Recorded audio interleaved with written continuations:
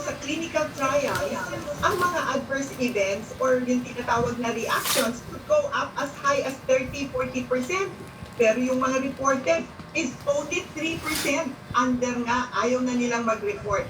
However, okay, ang ating mga tinatanong sa ating mga ang sinasabi nila, paano naman po may nalaman kami na nagkaroon ng hospitalisasyon, namatay, nagkaroon ng masamang nangyari after vaccination.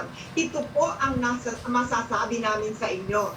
Yung pong mga nangyari yon, ang pinakamasaklap po ay yung nagkakaroon ng COVID. Hindi po dahil sa bakuna, kung hindi, nakakuha sila ng COVID dahil, number one, meron na silang COVID, sila na bakunahan, or meron po silang ilang araw pa lang nakakapagbakuna nung sila ay magka-COVID. So, hindi pa po sila protektado. Kaya importante yung second dose, ano po? Number two, meron pong nagkakaroon ng sakit, pero hindi po dahil sa COVID.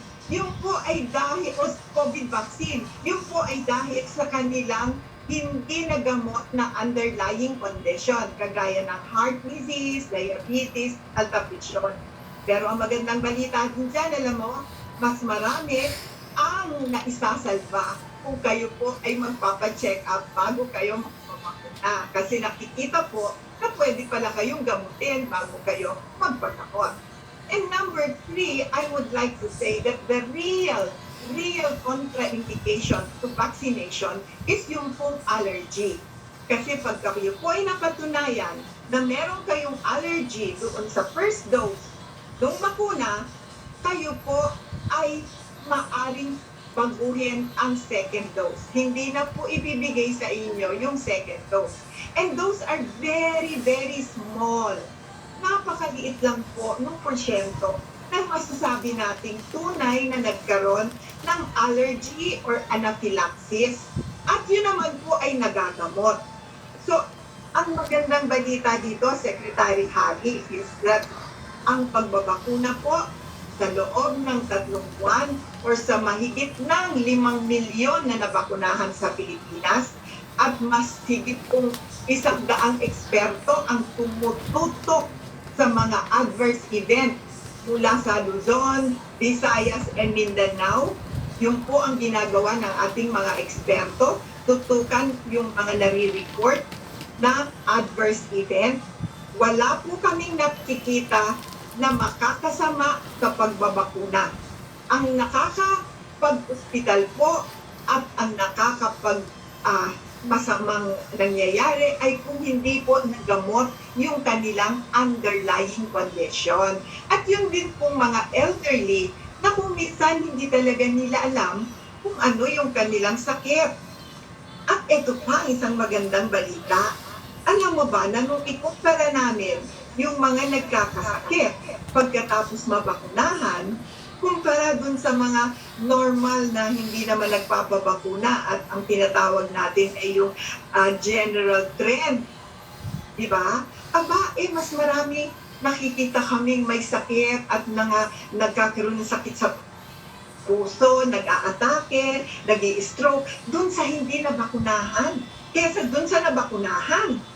At yun ang napakatingin ko ay magandang magagawa ng ating mga kababayan. Magpabakuna po kayo. Pero doon sa may mga edad na natakot magpabakuna, wala po kayong dapat alalahanin sapagkat ang nangyayari po pagkatapos ng bakuna ay yun lang po mga dating yung sakit. Kaya kung kayo po ay magpapagamot, ay maganda ang nagiging resulta sapagkat mas marami pong naililigtas pagka nalaman nila na sila pala ay may alta-presyon at nagagamot agad.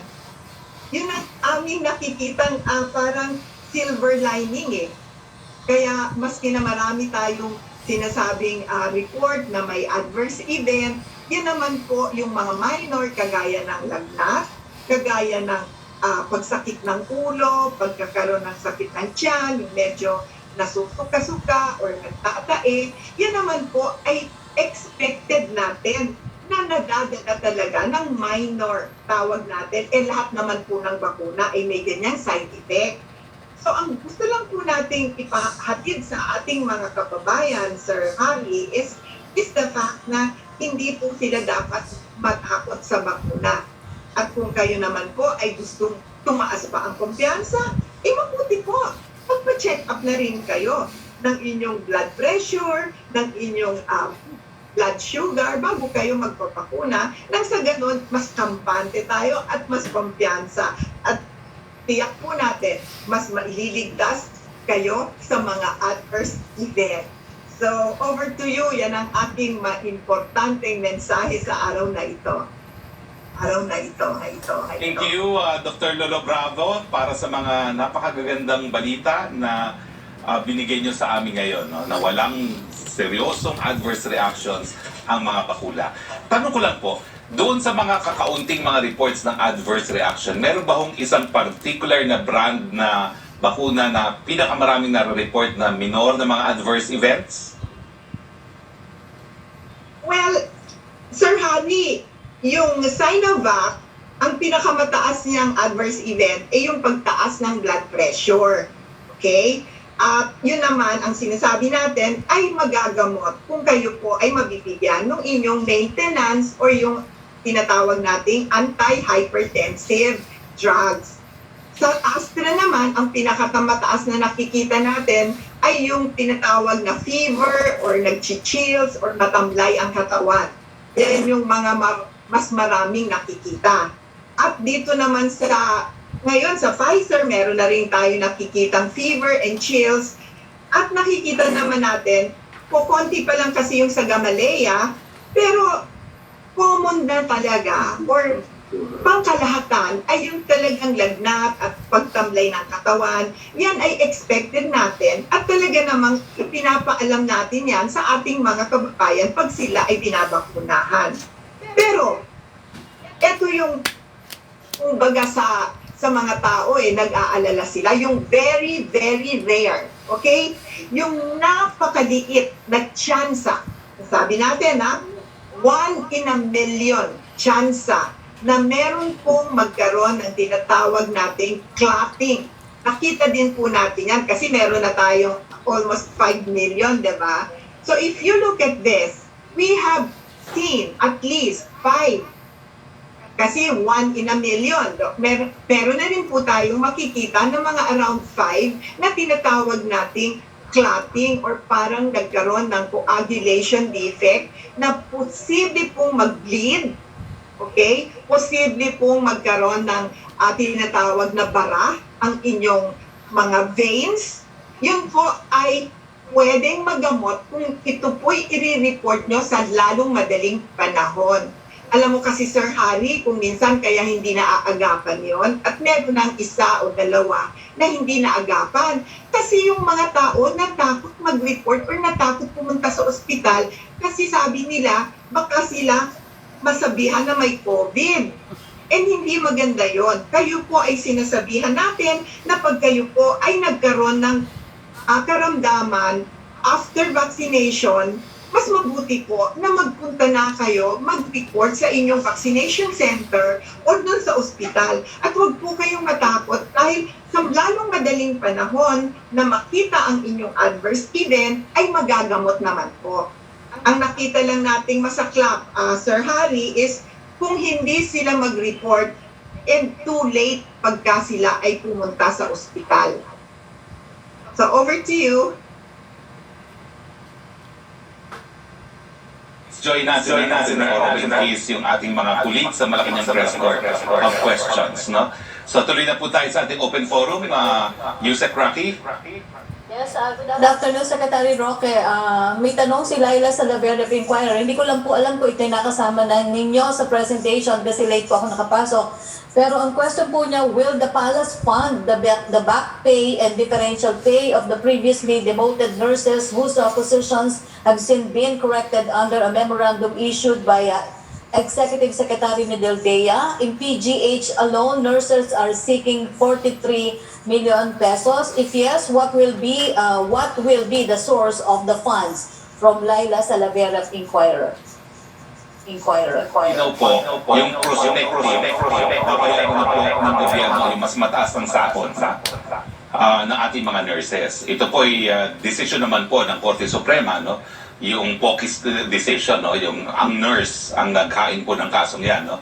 So, prospective, wala pong problema. But we are seeking guidance po from the Executive Secretary kasi yung kanyang memorandum na in-issue is effective June 1. No? So, aalamin po natin kung anong magiging decision sa back pay. Now, yung prospective naman po, hahanapan po ng DBM item sa DOH budget kung saan kukunin, no, yung halaga na kinakailangan para dun sa increase, no. At kampante naman po si Secretary Wendell na makakahanap tayo ng pondo sa existing budget ng DOH. Pero dun po sa back wages, no, kaya nga po humihingi ng guidance kasi mukhang wala pong sapat na funding for that for now. So, but wag naman tayo mag-alala kung ang guidance ng ES ay magbibigay ng back pay, pwede naman po yung isama sa 2022 budget. Second question po ni Laila Salaveria. Now that Sinopharm has an EUA, does this mean the palace will now use the 1,000 doses that the President earlier said should be returned to China? If yes, where will the doses be used? Kaya nga po kumuha ng DOH ng EUA para dito sa mga donated na 1,000 na Sinopharm. Saan po gagamitin? Well, kasama na po dyan yung second dose ni Presidente dahil hindi pa po nakakaroon ng second dose ang ating Presidente dahil inaantay nga po itong EUA. Ang third question po niya, what is now the government's policy daw po for LGUs that want to impose protocols different?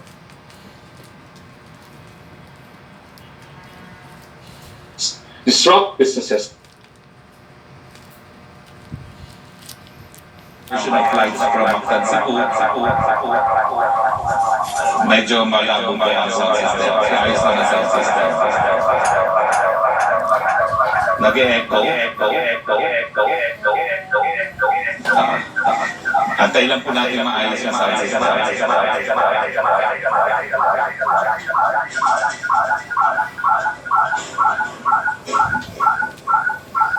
May echo pa rin.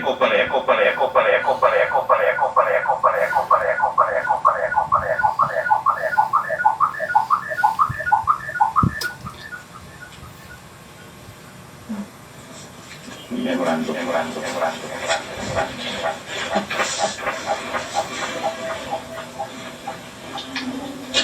Okay. Nako, nag-echo pa rin.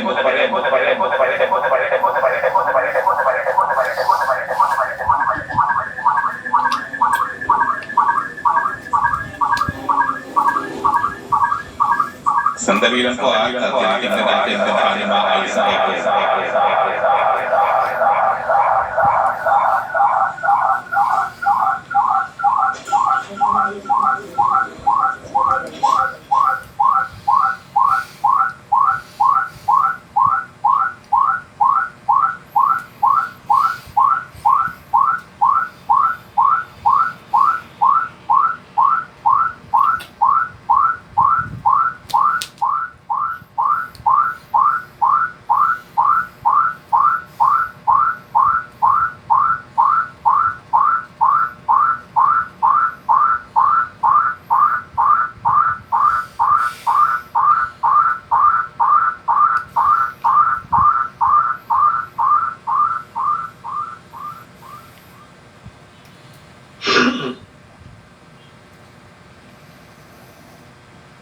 No? So, ulitin ko po, no?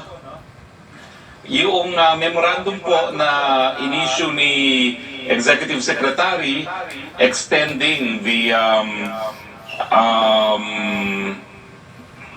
diversion of international flights intended for Cebu to Manila was issued last 5 June, no?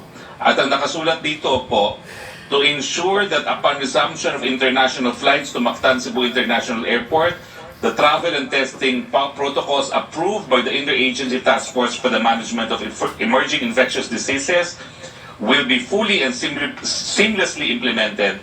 This office extends the diversion of international flights bound for MCIA to Ninoy International Airport until 23:59 hours of 12 June 2021.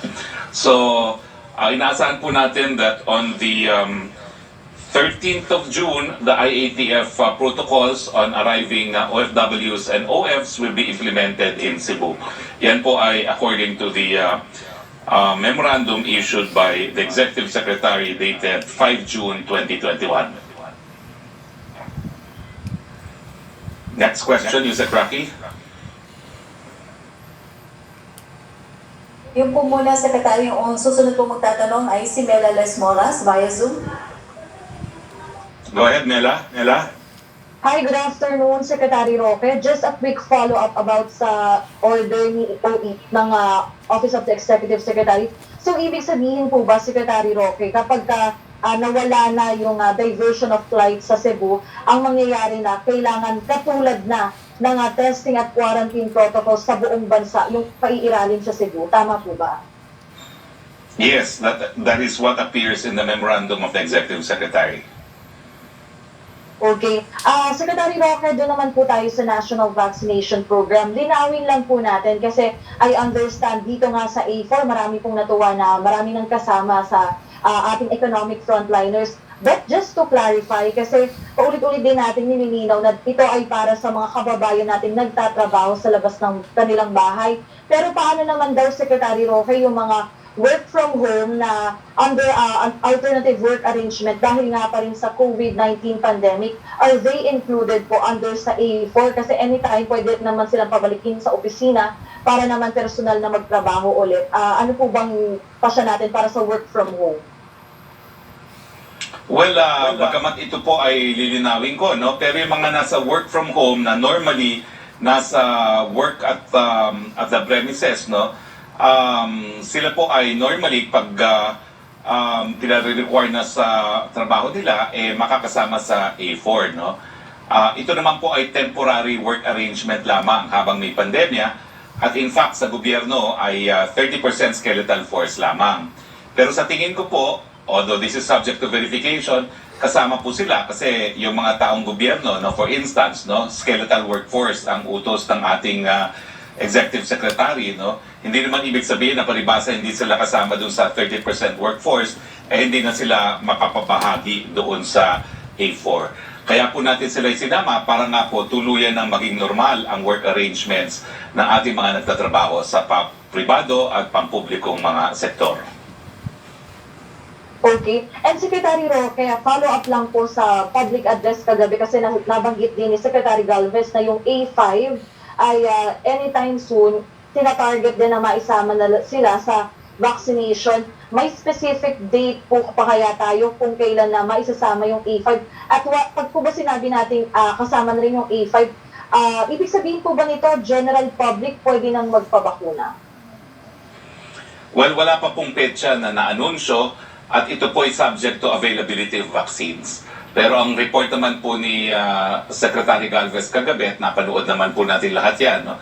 Beginning July, August, talaga naman po bubuhos na yung ating mga supply. So we expect na pagbuhos ng supply, mapapasama na po ang A5. Opo. At panghuling katanungan na lamang po, Secretary Roque, sa isang ulat, sinabi ng OFTA Research na nalagpasan na ng Davao City yung highest average daily COVID-19 cases ng Quezon City. Ano pong reaksyon nyo rito at paano kaya natin matutugunan yung sitwasyon sa Davao City? Lalo pa, lagi pa naman sa Davao si Pangulong Duterte at kayo po rin sa IATF. Well, I don't think it's a fair comparison kasi ang Quezon City kasi kabahagi ng Metro Manila bubble, no? At nalagay nga sa ECQ at MECQ ang Quezon City sa napakatagal na panahon, no? Hindi bababa sa 2 months ang ECQ at MECQ. Samantalang ang Davao naman po was under GCQ for a long period of time. So sabihin na lang po natin siguro na hindi tayo po pwede magkumpara na apple to apple dahil iba yung sitwasyon sa Davao. Kaya po siguro bumaba ang kaso sa Quezon City dahil nag-ECQ nga at nag-MECQ na hindi naman po nangyari sa Davao. Pero pangalawa po, ang Davao po is actually, kumbaga, the place where many people from the Davao region seek medical assistance, no? So, hindi rin po maaalis yung katotohanan na dahil lang Southern Philippine Medical Center caters to everyone in Southern Philippines, yung mga datos ng mga COVID-19 cases include cases from the neighboring areas in Southern Philippines. Okay, thank you so much po, Secretary Roque. Okay. Balik tayo kay Yusek Roque. Yes, Secretary. Question from MJ Blanca Flor of Daily Tribune. May we get daw po Palace reaction on the statement of Congressman Alan Peter Cayetano that President Duterte should not run for Vice President to protect his legacy.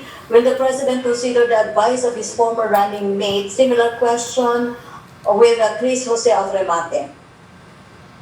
I'm sure the President will listen to all these well-meaning remarks, no? Particularly coming galing po kay dating Speaker Alan Peter Cayetano na naging running mate niya noong 2016. Wala pa naman pong desisyon kasi si Presidente Duterte. So lahat po ng gusto magmungkahi, magbigay ng suhestyon, welcome naman po sila dahil nasa proseso pa lang ng pagdedesisyon ang ating Presidente.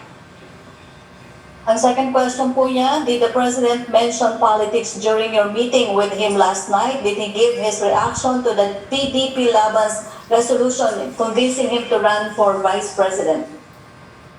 Wala po. Wala pong nabanggit kahapon. Yesterday's IATF meeting was one of the shortest that we had.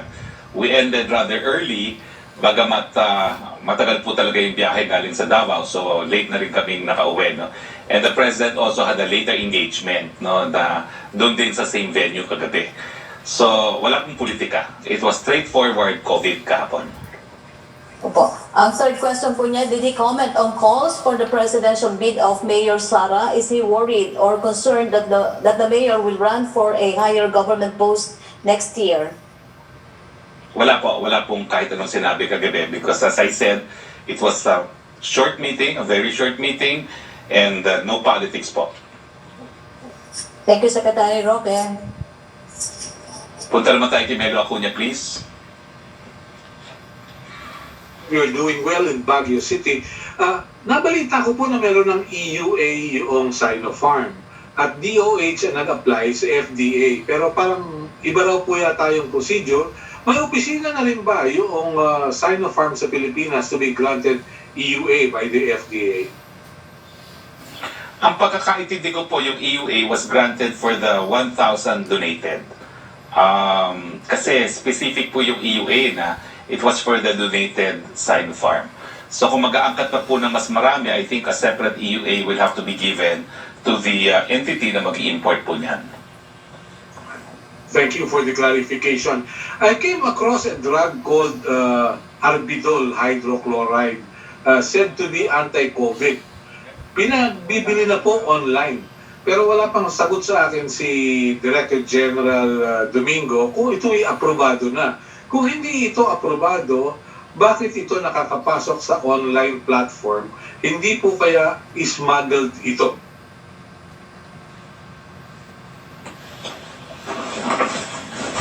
Wala pong audio, Melo. Secretary, I hope you can hear me. Melo, na-mute mo ata. Naka-mute ka. Hindi po. Bukas po ako. Ayan, naka-mute ka. Okay na, okay. Pakiulit. Sayang yung sinabi mo. Meron po ako nakitang naka-advertise sa online, Arbidol hydrochloride. Binibenta na online. At nag-message po ako kay Director General Domingo ng Food and Drug Administration pero wala pang sagot. I'd like to believe dahil ito ay under clinical trials pa, kung paano nakakapasok sa online dito sa atin sa Pilipinas kung wala pang approval ng FDA. Nawala ka pa rin uli. Nawala yung last statement mo, pero I think tama nga po na pinagbigay alam niyo yan kay Dr. Domingo dahil jurisdiction po ng FDA na ipatupad ang FDA law na nagbabawal po ng pagbebenta ng gamot na hindi pa po nabibigyan either ng EUA or ng commercial use authorization. Last concern po, Secretary Hari, the Department of Finance said maganda yung kalakal noong Marso. Merong rebound yung merchandise trade. Yeah. Hello? Pakiulit po, nawala po uli ang audio niyo. Yung pong Department of Finance nagsabi na maganda yung exports at yung imports natin noong Marso. At sinasabi na indikasyon ito na mayroong rebound sa manufacturing activities at ito ay nagsisignify ng economic recovery at ito ay nagsimula na. Subalit ni-report din po ng Philippine Statistics Authority ngayon na yung unemployment rate ay 8.7% noong Abril, mas mataas sa 7.1 noong Marso. Kasabay po ito ng briefing ng World Bank na yung kanilang forecast ng gross domestic product sa Pilipinas ay 4.7% na lamang.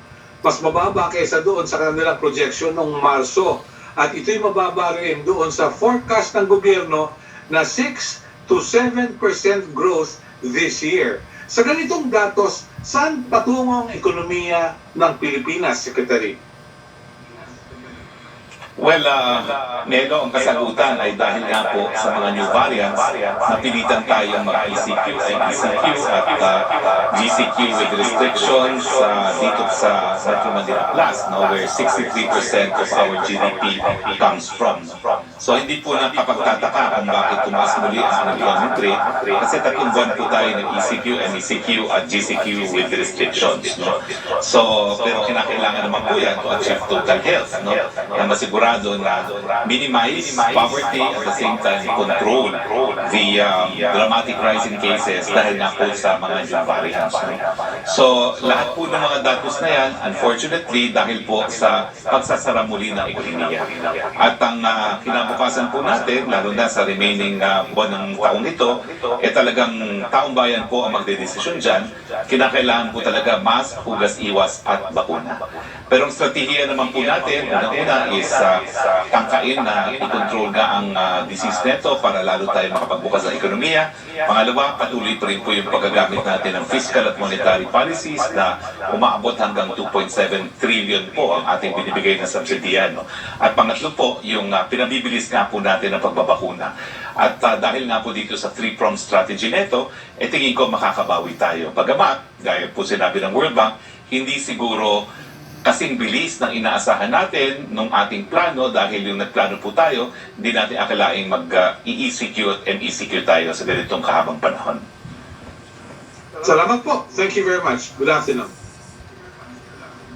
Good afternoon. Thank you. Back to Yusuf Roque, please. Yes, Secretary. Question from Chris Jose of Remate Online. Pabor ba ang pamahalaan sa nilulutong plano ng DOH na magkaroon ng vaccine passport? Kailangan ba talaga ang ganitong dokumento ng mga biyahero sa panahon ng pandemya? Talagang makakatulong po yan, hindi yan sa domestic travel, pati po sa international travel. At ang sinasabi ko nga siguro, magkakaroon talaga tayo ng uniform, yung passport, na kikilalanin ng lahat. Pero yung passport po will enable us na talagang makabalik sa normal dahil kapag ikaw naman po ay nabakunahan na, bagamat hindi talaga sigurado ng 100% hindi ka mahahawahan, kahit papano, lalakas yung kumpiyansa natin, na kung magpapatuloy din ang mask, hugas, iwas, halos maliit na talaga yung chance na tayo po ay magiging spreader ng COVID-19. So, hayaan na muna po nating ipatuloy ang proseso na pagbubuo nitong passport na ito. Ito naman po ay ginagawa ng DICT in very close collaboration with the Department of Health. At tignan po natin kung anong final product output because it can only lead to desirable events po. Opo, from Vance Fernandez, yun daw pong recent death of the Far Eastern University athlete Kit Absalon after members of the New People's Army detonated an anti-personnel mine, killing Absalon and his relative. In line of these events, ano daw pong step gagawin ni President along with NTF-ELCAC in his last year finally end the obvious threat of the CPP-NPA from harming more innocent civilians and disturbing our peaceful lives. Alam niyo po yung paggamit ng landmines is an international crime. Hindi lang po yung krimen dito sa Pilipinas, that is a crime against humanity, it is a war crimes. Pinagbabawal po yan ng Ottawa Convention, dahil ang landmines po, linalabag yung prinsipyo ng distinction sa international humanitarian law dahil kahit sinong paa po ay po pwede mag-trigger ng pagsabog yan, hindi lang ang paa ng mandirigma. So yan po isang international crime at importante na mahuli, malitis, maparusahan ang mga tao ng NPA na patuloy pong gumagamit ng landmines. Ulitin ko po, that's an international crime, a crime against the international community. That is the worst crime that anyone can commit, and the NPA is guilty of it. Second question po a question from Ivan Mayrina ng GMA News. Reaction daw po ng palasyo sa pahayag ni Mayor Isko Moreno sa posibleng tambalang Duterte sa 2022. Hindi raw po namamana ang posisyon at hindi raw siya boboto sa ganito dahil hindi siya pabor sa dynasty. Alam niyo po sa demokrasya, tama po sa wala pong nagpapawin ng posisyon sa Pilipinas. Lahat po ng ating mga elected officials, halal po ng taong bayan. Sa taong bayan po nagdidesisyon. Kung nagkataong kamag-anak ang naboboto, ito bahagi po yan ang ating proseso. Meron lang po tayong anunsyo, kakapasok lang po ng mga balita, mga init-init na. Inappoint po ng ating presidente si Rear Admiral Luis S. Bordado as flag officer ng Philippine Navy at pinalitan po niya si Vice Admiral Giovanni Carlo Bacona. Again, congratulations to Rear Admiral Luis Bordado, the new flag officer of the Philippine Navy.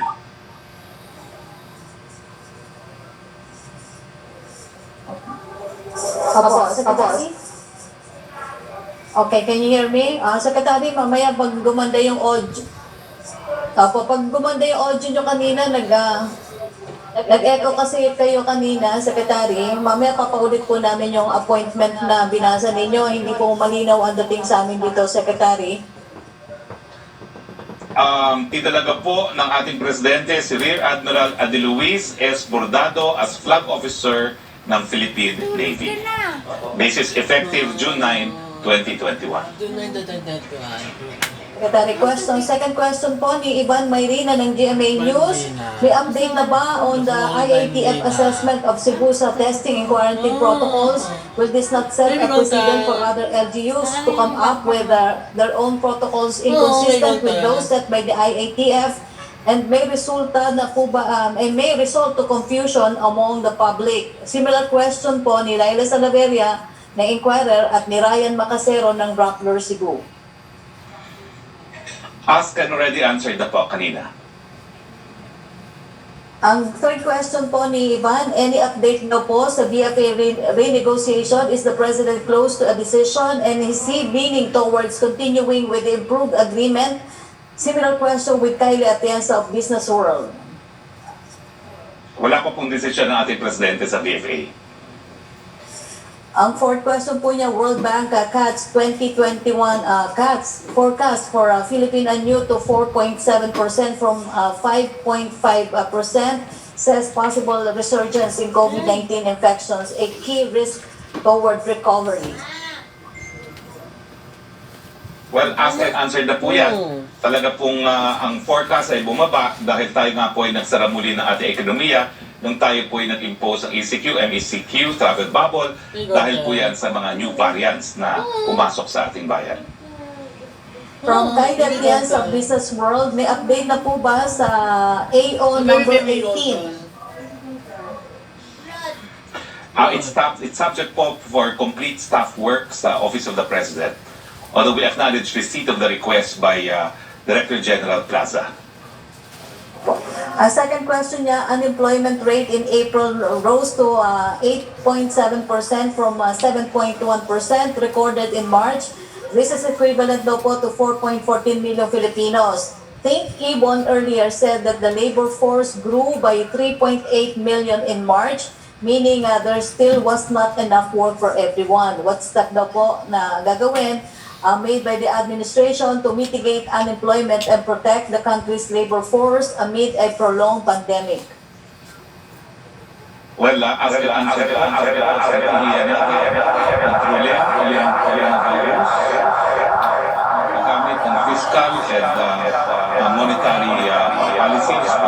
policies para po ma-stimulate ang ekonomiya to the tune of 2.7 trillion at yung ramp up po ng ating national vaccination program. Third question po niya, will the President look into the proposal seeking to restructure the AFP to increase the country's maritime defense? Ano ang mga hakbang na ginagawa ng gobyerno to boost our maritime defense to deter foreign incursions in Philippine waters? Sa totoo lang po, matagal na po yan ini-implement ng ating presidente. Siya lang po nagpasok ng dalawang modernong frigates, no? Galing po sa South Korea, at patuloy po ang kanyang ninanais na tuluyang ma-modernize ang ating hukbong sandatahan dahil talaga namang hindi madedepensa ng national teritoryo kung wala tayong kakayahan na depensahan yan. So, papatupad po ng presidente hanggang sa huli ng kanyang termino, COVID or no COVID, yung kanyang pagnanais na mapalakas ang ating hukbong sandatahan na maprotektahan ang ating teritoryo. Opo, from Jonah Villaveray ng Asahi, Manila, for Dr. Lulu Bravo, pa-clarify lang daw po, did she say that those who develop a severe allergy from the first COVID-19 vaccine will no longer be given the second dose of the same brand, or he won't be given a second dose at all? Dr. Lulu Bravo. Tama po yan. Kung kayo po ay nagkaroon ng severe allergy or anaphylactic shock, kayo po ay hindi na eligible for the second dose. Maaari po kayong bigyan ng another dose. Most likely po, yung medyo pareho ng plataforma nung una yung dose, pero hindi na po yung inyong first dose. Over to you. Thank you. Thank you, Dr. Lulu Bravo. Secretary Roque, second question po ni Jonah Villaviray.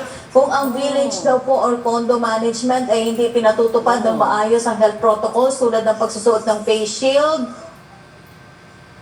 at mask sa common areas, like corridors and driveways or parks, ano po ang pwedeng magawa ng residente at kanino po sila pwedeng magdulog ng reklamo? Pwede po ba sa barangay kahit private property ang condo or gated village?